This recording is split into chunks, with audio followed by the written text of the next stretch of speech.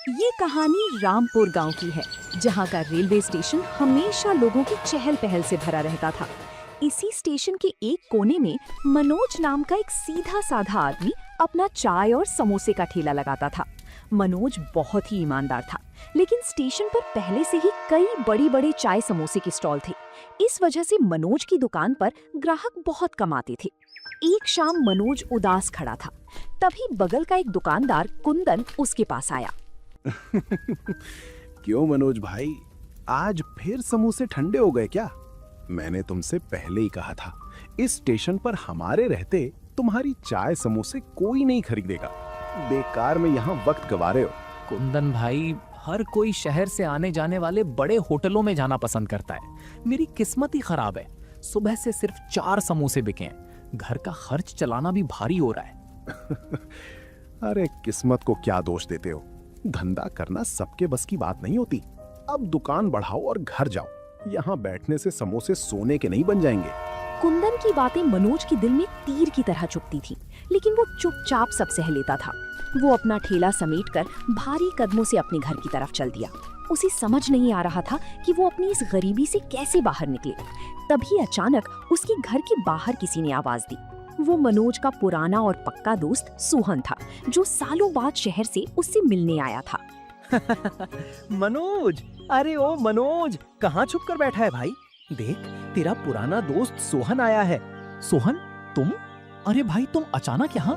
मुझे तो यकीन ही नहीं हो रहा है, इतने सालों बाद मेरी याद आई तुम्हें। हाँ भाई, शहर के काम से थोड़ा वक्त मिला तो सोचा अपने लंगोटिया यार से मिलता चलूं। तुम बताओ, कैसे हो? सब ठीक ठाक तो है ना? हाँ सोहन, सब ठीक है। तुम अंदर आओ, बैठो, हाथ मुंह धो लो। मैं तुम्हारे लिए कुछ अच्छा सा बनाता हूँ। आज रात का खाना हम साथ में ही खाएंगे। बिल्कुल भाई, वैसे भी मुझे तुम्हारे हाथ का स्वाद चखे जमाना हो गया है। आज तो मजा ही आ जाएगा। मनोज ने अपनी सारी चिंताएं किनारे रख दी। वो रसोई में गया और सोहन के लिए अपने खास अंदाज में मसालों से भरपूर चावल का पुलाव बनाने लगा। पुलाव की खुशबू पूरे घर में फैल गई। जब मनोज ने सोहन के सामने गर्मा गर्म पुलाव की थाली रखी, तो सोहन की भूख और बढ़ गई। उसने पहला निवाला मुंह में डाला और उसकी आंखें खुशी से बड़ी हो गईं। वाह मनोज, क्या पुलाव बनाया है भाई! सच में तुम्हारे हाथों में तो जादू है। सोहन मजे से पुलाव खा रहा था और मनोज की तारीफों के पुल बांध रहा था। लेकिन मनोज के चेहरे पर अब भी उदासी की एक पतली लकीर खिंची हुई थी। सोहन ने अपने दोस्त के चेहरे की हाव भाव पढ़ लिए। मनोज, मैं देख रहा हूँ कि तुम अंदर से बहुत परेशान हो। पुलाव इतना लाजवाब है, लेकिन तुम्हारे चेहरे पर वो खुशी नहीं है। बात क्या है भाई? मुझसे कुछ छुपा रहे हो क्या? क्या बताऊं सोहन, रामपुर रेलवे स्टेशन पर चाय और समोसे का ठेला लगाता हूँ, पर वहां पहले से ही इतने बड़े दुकानदार हैं कि मेरे ठेले पर कोई झांकता तक नहीं। दिन भर में 100 रुपया कमाना भी मुश्किल हो गया है। क्या तुम चाय समोसे बेचते हो? अरे मनोज, जब तुम्हारे पास पुलाव बनाने का ऐसा हुनर है, तो तुम स्टेशन पर पुलाव का ठेला क्यों नहीं लगाते? ये स्वाद जो भी एक बार चखेगा, वो दोबारा खींचा चला आएगा। अब पुलाव का ठेला? सोहन, स्टेशन पर लोग जल्दी में होते हैं। वहां सब चाय बिस्कुट या समोसा ही ढूंढते हैं।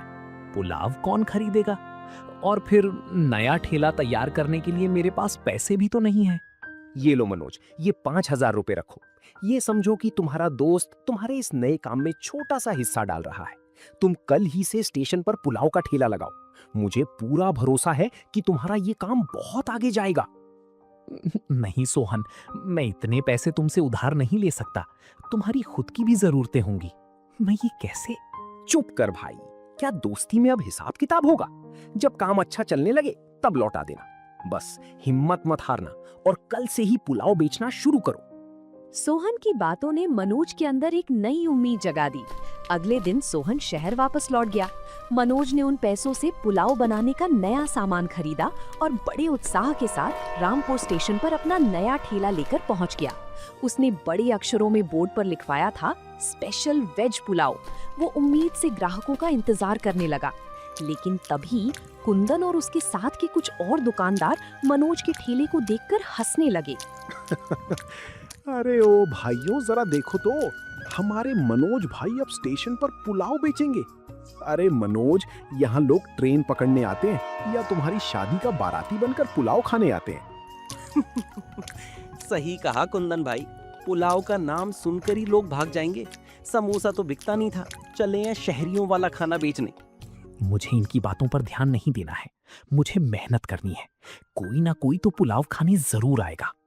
पूरा दिन बीत गया, लेकिन कुंदन की बातें सच साबित हो रही थी। लोग पुलाव का नाम सुनकर ही आगे बढ़ जाते थे।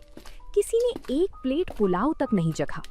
शाम ढलने आई और मनोज का पूरा पुलाव वैसा का वैसा ही बचा रह गया। उसका दिल पूरी तरह टूट चुका था। वो उदास होकर अपना ठेला लेकर वापस घर की तरफ निकलने लगा। तभी रास्ते में एक बड़े से पेड़ के नीचे उसकी नजर एक बूढ़े बुजुर्ग पर पड़ी। काका जमीन पर एक साफ कपड़ा बिछाकर उस पर उबले हुए अंडे रखकर बैठे थे। मनोज ने देखा कि काका का चेहरा भी बहुत थका हुआ और निराश था। मनोज ने अपना ठेला रोका और काका के पास गया। काका, आप इस वक्त यहाँ अकेले क्यों बैठे हैं? गांव के सब लोग तो अपने अपने घरों को लौट चुके हैं। आपकी टोकरी में तो अभी बहुत सारे अंडे बचे हुए हैं। क्या बताऊं मनोज बेटा, सुबह से यहाँ बैठा हूँ इस आस में कि कोई राहगीर निकलेगा और कुछ अंडे खरीद लेगा, पर आज पूरे दिन में सिर्फ 2 ही अंडे बिके हैं। घर पर चूल्हा कैसे जलेगा यही सोचकर परेशान हूँ। काका, आज मेरा हाल भी कुछ आपके जैसा ही है। मैंने बड़े चाव से स्टेशन पर बेचने के लिए ये पुलाव बनाया था, पर स्टेशन पर लोग पुलाव का नाम सुनकर ही दूर भाग जाते हैं। मेरा तो पूरा ठेला ऐसा का ऐसा ही भरा हुआ है। धैर्य रख बेटा, मेहनत कभी बेकार नहीं जाती। लेकिन ये पुलाव तो सच में बहुत स्वादिष्ट लग रहा है। इसकी महक ही बता रही है कि तुमने इसे दिल से बनाया है। मनोज वहीं पेड़ के नीचे बैठ गया। वो काका के उबले हुए अंडों को देखने लगा और फिर उसने अपने ठेले में रखे मसालों और चावल के पुलाव को देखा। अचानक मनोज के दिमाग में ख्याल आया। उसे शहर के एक बड़े होटल की बात याद आई, जहां लोग चावल के साथ अंडा खाना पसंद करते थे। तभी उसने काका से कहा, काका, मेरे दिमाग में एक बहुत ही जबरदस्त तरकीब आई है। अगर हम दोनों मिलकर काम करें तो आपकी टोकरी के अंडे भी खाली हो जाएंगे और मेरा पुलाव भी पूरा बिक जाएगा। अरे, ऐसा क्या सोच लिया तुमने बेटा? भला इन उबले अंडों का तुम्हारे इस शाकाहारी पुलाव से क्या वास्ता? लोग तो पुलाव को सादा ही खाते हैं। काका, हम इस पुलाव में आपके उबले हुए अंडों को फ्राई करके और कुछ खास मसाले मिलाकर इसे अंडा बिरयानी का नाम देंगे। शहर में लोग इसे बहुत चाव से खाते हैं। स्टेशन पर आने जाने वाले मुसाफिरों को ये बहुत पसंद आएगा। अंडा बिरयानी? नाम तो सुनने में बहुत नया और अच्छा लग रहा है, पर बेटा, क्या स्टेशन के लोग इस नई चीज को स्वीकार करेंगे? तुम्हें क्या लगता है? काका, अकेले प्रयास किया तो हम दोनों को निराशा मिली। अब मिलकर कोशिश करते हैं। कल सुबह आप अपने सारे अंडे लेकर सीधे मेरे घर आ जाना। हम मिलकर नई शुरुआत करेंगे। अगले दिन सुबह सुबह हरीश काका पूरे उत्साह के साथ उबले हुए अंडों की टोकरी लेकर मनोज के घर पहुंच गए। मनोज ने पहले से ही बासमती चावल का बेहतरीन पुलाव तैयार करके रखा था। उसने काका के उबले हुए अंडों को छीलकर उन्हें बीच से काटा और तवे पर थोड़े से तेल और सीक्रेट मसालों के साथ हल्का सा भून लिया। जब उन भुने हुए अंडों को पुलाव के ऊपर सजाया गया तो वो दिखने में बेहद लाजवाब लग रहा था। मनोज ने अपने ठेले के बोर्ड को बदल दिया और उस पर लिखा, स्पेशल अंडा बिरयानी। दोनों मिलकर ठेला खींचते हुए रामपुर रेलवे स्टेशन पहुंचे। अरे देखो भाइयों, पुलाव वाले बाबू फिरे। लेकिन आज ठेले पर कुछ नया नाटक दिख रहा है। ये बोर्ड पर क्या लिखा है? अंडा बिरयानी? अरे मनोज, ये क्या नया ढोंग शुरू किया है? और साथ में इन काका को भी ले आए। मनोज बेटा, ये लोग तो अभी से हमारा मजाक उड़ा रहे हैं। मुझे तो बहुत डर लग रहा है, कहीं हमारी ये मेहनत भी बेकार ना चली जाए। काका, आप बिल्कुल मत डरिए। इन लोगों का काम ही बोलना है। हमारी किस्मत का फैसला ये लोग नहीं बल्कि हमारे मुसाफिर करेंगे। बस आप देखते जाइए। दोपहर के वक्त दिल्ली से आने वाली पैसेंजर ट्रेन रामपुर स्टेशन के प्लेटफॉर्म पर आकर रुकी। ट्रेन रुकते ही मुसाफिरों की भारी भीड़ बाहर निकली। भूख के मारे लोग खाने की तलाश में इधर उधर देखने लगे। तभी मनोज ने अपनी गहरी और बुलंद आवाज में आवाज लगानी शुरू की, जिसका असर तुरंत देखने को मिला। आइए भाइयों, आइए, रामपुर स्टेशन की सबसे मशहूर गर्मा गर्म स्पेशल अंडा बिरयानी। स्वाद ऐसा जो आप कभी भूल नहीं पाएंगे। सिर्फ 20 रुपए प्लेट। भैया ये अंडा बिरयानी क्या चीज है? मैंने तो पहले कभी नहीं सुनी। जरा दिखाना कैसी दिखती है। बाबूजी, ये उबले हुए अंडों और मसालों से तैयार की गई एक खास बिरयानी है। आप बस एक बार चख कर देखिए, अगर पसंद ना आई तो पैसे मत दीजिएगा। उस मुसाफिर ने झिझकते हुए प्लेट हाथ में ली और पहला निवाला मुंह में डाला। बिरयानी का तीखा और चटपटा स्वाद उसके मुंह में घुल गया। मुसाफिर के चेहरे पर एक संतुष्टि भरी मुस्कान आ गई और उसने तुरंत मनोज की तरफ देखा। वाह भाई वाह, मजा आ गया। सफर की सारी थकान दूर हो गई। इतनी लाजवाब बिरयानी तो मैंने दिल्ली में भी नहीं खाई। मेरे लिए एक प्लेट और पैक कर दो। उस मुसाफिर को मजे से खाते देख आसपास खड़े दूसरे मुसाफिर भी मनोज के ठेले की तरफ बढ़ने लगे। देखते ही देखते मनोज के ठेले पर ग्राहकों की एक लंबी कतार लग गई। कुंदन और बाकी दुकानदार फटी आंखों से ये सब देख रहे थे। मनोज फुर्ती से प्लेटों में चावल निकाल रहा था और हरीश काका तवे पर फटाफट अंडों को फ्राई करके मनोज की मदद कर रहे थे। दोनों के हाथ एक पल के लिए भी नहीं रुक रहे थे। काका, सारा पुलाव और आपके सारे अंडे बिक गए। देखिए, एक दाना भी नहीं बचा। आज तो कमाल ही हो गया। हाँ बेटा, मुझे तो अपनी आंखों पर यकीन नहीं हो रहा है। मेरी टोकरी के सारे अंडे आज कुछ ही घंटों में बिक गए। ये सब तुम्हारी इस तरकीब का कमाल है। नहीं काका, ये हम दोनों की मेहनत का फल है। ये लीजिए आपके अंडों के पैसे और मुनाफे का आपका आधा हिस्सा। इसे संभाल कर रखिए। नहीं नहीं मनोज, इतने पैसे मैं नहीं ले सकता। मेहनत तुम्हारी थी, पुलाव तुम्हारा था। मुझे सिर्फ अंडों की कीमत दे दो, वही मेरे लिए बहुत है। काका, अगर आप अंडे लेकर मेरे साथ नहीं आते तो मैं अकेला कुछ नहीं कर पाता। हम इस धंधे में बराबर के साझीदार हैं। आपको ये पैसे रखने ही होंगे। हरीश काका ने कांपते हाथों से पैसे लिए और उन्हें अपने सीने से लगा लिया। आज कई महीनों बाद उनके चेहरे पर रोटी कमाने का सुकून था। वहीं दूसरी तरफ बगल का दुकानदार कुंदन और उसके साथी ये सब देखकर अंदर ही अंदर जल रहे थे। उनका धंधा आज मनोज की वजह से मंदा पड़ गया था। कुंदन गुस्से में पैर पटकता हुआ मनोज के पास आया। सुनो मनोज, आज तुक्का लग गया तो बहुत हवा में मत उड़। ये स्टेशन हमारा है। 2 दिन बाद जब लोग तुम्हारी इस नई चीज से ऊब जाएंगे, तब देखना तुम्हारी ये बिरयानी कोई भी नहीं पूछेगा। कुंदन भाई, मैंने कभी किसी का बुरा नहीं चाहा। स्टेशन सबका है और ग्राहक भी सबके हैं। मेरी बिरयानी का स्वाद लोगों को पसंद आया है। ये कोई तुक्का नहीं है। मैं बस अपनी ईमानदारी से मेहनत कर रहा हूँ। ईमानदारी की बातें अपने पास रखो। कल से अगर यहाँ भीड़ की वजह से मेरे ग्राहकों को दिक्कत हुई तो मैं स्टेशन मास्टर से तुम्हारी शिकायत कर दूंगा। समझ गए ना? कुंदन की धमकियों का मनोज पर कोई असर नहीं हुआ। अगले कुछ दिनों तक मनोज और हरीश काका की अंडा बिरयानी का जलवा रामपुर स्टेशन पर बढ़ता ही गया। अब तो गांव के लोग भी जो स्टेशन के पास से गुजरते थे, मनोज के ठेले पर रुककर बिरयानी का मजा लेने लगे थे।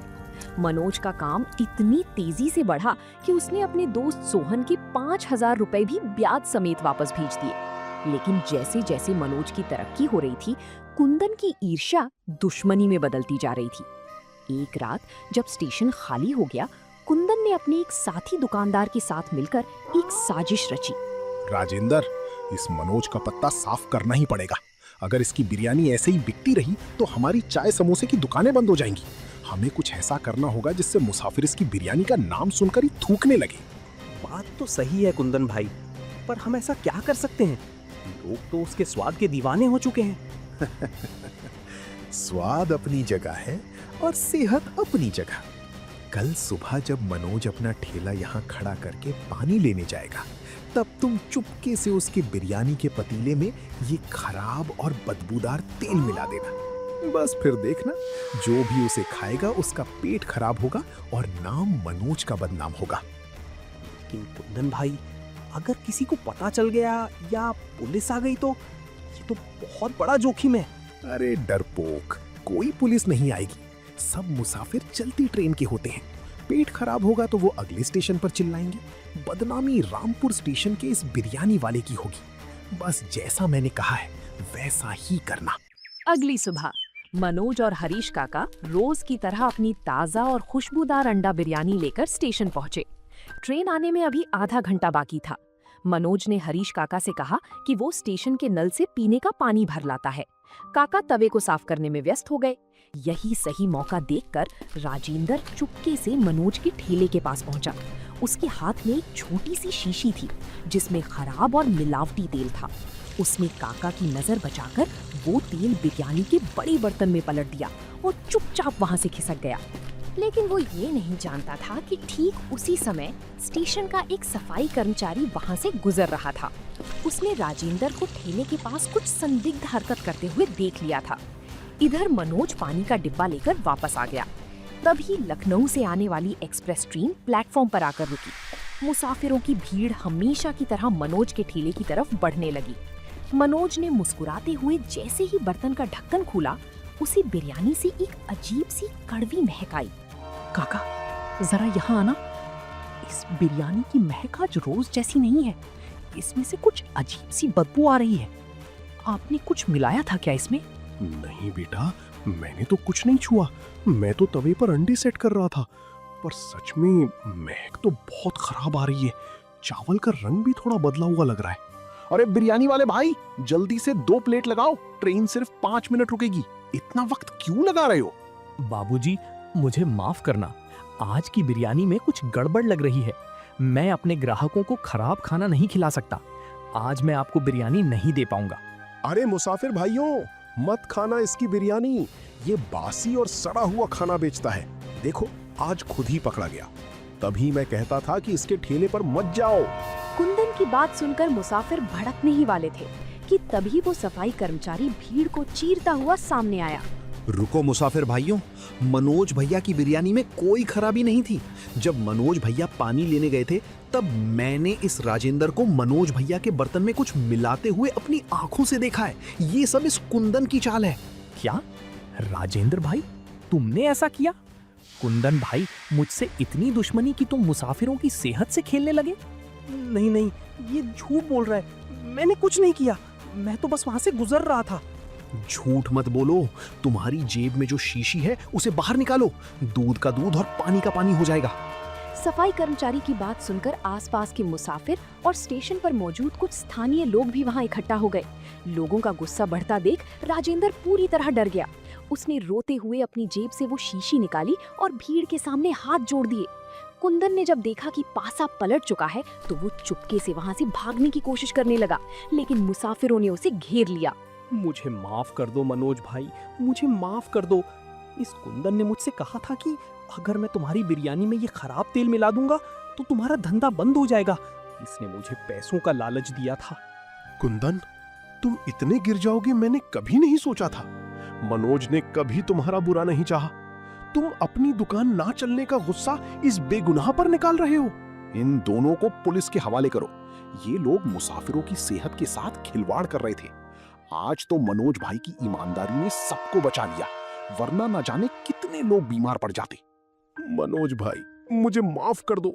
मुझसे बहुत बड़ी भूल हो गई। ईर्ष्या में आकर मैंने अपनी अक्ल खो दी थी।